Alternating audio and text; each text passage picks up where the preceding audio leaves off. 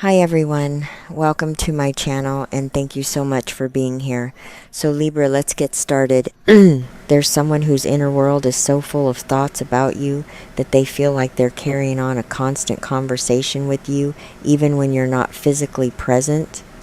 And what they want from you is both simpler and more profound than you might imagine.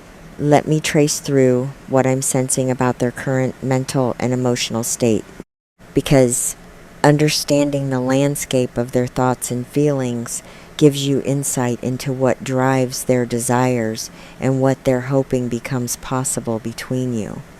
Right now, in this present moment, their thoughts about you have a quality of constancy that's almost overwhelming for them. You're not just someone they think about occasionally when prompted by a reminder or a random memory. You're woven into the fabric of their daily consciousness. They think about you when they wake up, wondering how you slept, whether you're having a good morning, what your day ahead looks like.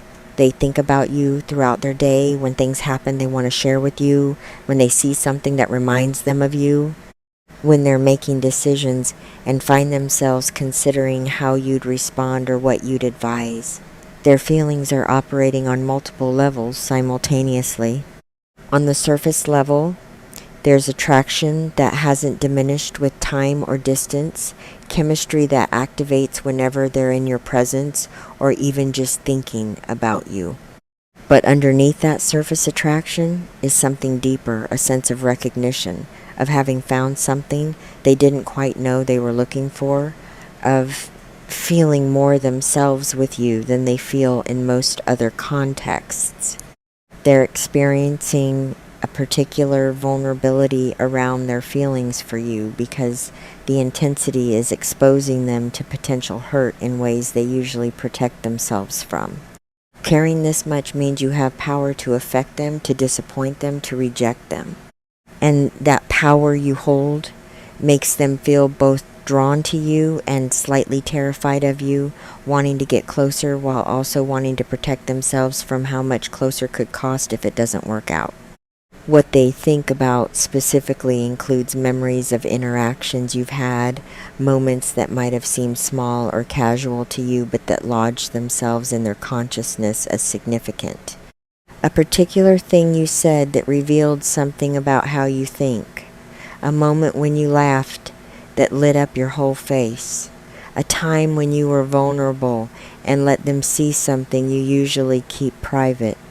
These moments play on repeat in their mind, evidence they're collecting that what they're feeling might be mutual, that connection might be possible. They're also thinking about future scenarios, imagining what it would be like if what exists between you now developed into something more intentional and defined. They're picturing themselves in your daily life in integrated ways, cooking together, traveling together, navigating challenges together, building something together. These aren't just idle fantasies.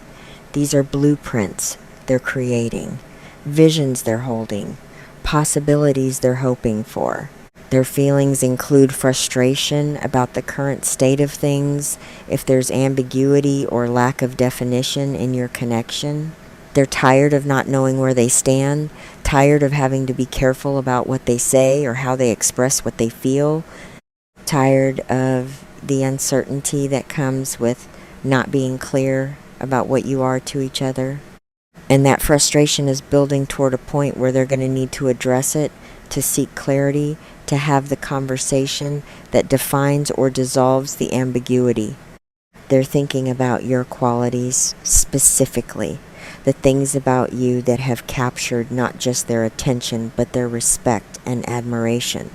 Your intelligence in how you think through problems, your kindness in how you treat people, your strength in how you handle difficulty, your humor in how you navigate life's absurdities, your depth in how you engage with meaning.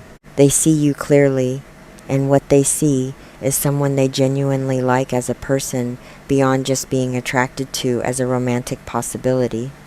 What they want from you starts with honesty. They want to know how you actually feel, not what you think you should feel or what would be easiest or most convenient to feel. They want to know if the connection they're experiencing is mutual or if they're projecting their own desires onto interactions that mean something different to you. They want clarity, even if that clarity is that you're not interested, because at least clear rejection allows them to grieve and move on rather than staying in indefinite maybe. They want your time, your attention, your presence in ways that feel prioritized rather than squeezed in around everything else in your life. They want to feel like they matter to you, like making space for connection with them is something you want to do rather than something you're accommodating when nothing more important is demanding your attention. They want to be chosen actively rather than being a default option. They want vulnerability from you, the kind where you let them see parts of yourself you don't show everyone, where you trust them with your private thoughts and feelings and fears and hopes. They want to know you at a level that goes beyond surface interaction, to understand not just what you present to the world, but who you are when the presentation stops. They want the intimacy of being let into your inner world. They want physical closeness if that's been absent or limited in your connection, touch, proximity, the kind of nearness that allows them to feel connected to you, not just intellectually or emotionally, but somatically. They're craving the experience of being in your physical space, of the energy exchange that happens when bodies are close, of the communication that occurs through physical presence in ways that words can't capture. They want commitment at some level, though what level that is depends on where things currently stand between you. If you're not yet in a relationship, they want to explore moving toward that. If you're in early stages of relationship, they want to deepen it, to add layers of integration and intention. If you're already partnered, they want to strengthen what exists, to address whatever feels incomplete or unresolved, to build toward more permanence or depth. What's radiating through is that what they want from you is also what they're prepared to give to you.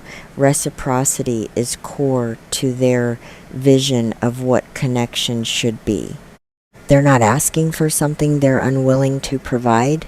They're not seeking access they're not willing to grant. They want mutuality, partnership, a dynamic where both people are invested and vulnerable and showing up fully.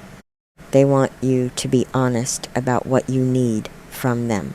What would make you feel more secure or valued or seen in the connection. They don't want to guess or assume or try to read your mind.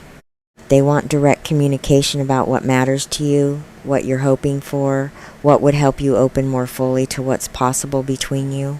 They want to know how to love you well, and they're willing to learn your specific language of feeling cared for.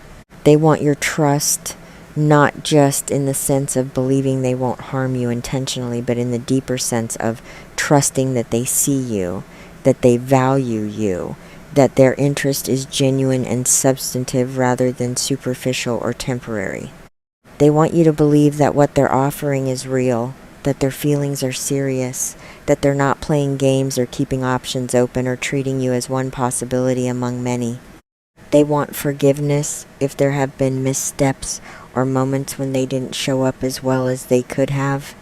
They're aware of times they were less available than you needed, times they said the wrong thing, times they missed opportunities to demonstrate care, and they want the chance to do better, to show you that those moments weren't representative of how they intend to engage with you going forward. They want your acceptance of their imperfections. They want permission to be human, to have bad days, to not always be at their best, to make mistakes and be able to repair them. They want the same grace they're extending to you, the understanding that perfection isn't the standard, that growth is ongoing, that loving someone means loving them through their rough edges. They want shared experiences, memories you create together, moments that become reference points in your story, inside jokes, and meaningful conversations and adventures that bond you. They want the relationship to have substance built from actual time spent together, not just from texting or occasional meetings, but from regular presence and shared life. They want you to want them back, to feel desired and chosen and pursued by you, rather than always being the one who initiates or reaches out or expresses interest. They want evidence that you're investing too, that you're thinking about them too, that the energy isn't all flowing one direction but circulating between you mutually. They want to tell you all of this directly, but they're building up courage or waiting for the right moment or trying to gauge your receptivity before making themselves that vulnerable. And while they're preparing to speak, they're hoping you'll pick up on the signals they're sending, the ways they show care even when they haven't found words for it yet, the consistency of their presence even when they haven't made declarations. What they want from you includes patience with their process of becoming brave enough to be fully honest, but not so much patience that they get comfortable staying in ambiguity indefinitely. They want you to create space for them to speak their truth while also maintaining standards for what you need, what you deserve, what you're willing to continue investing in without clarity or reciprocation. They're thinking about you right now, even as you're reading this, carrying feelings that feel both precious and terrifying. Wanting things they're afraid to name, because naming makes them real, and real things can be lost.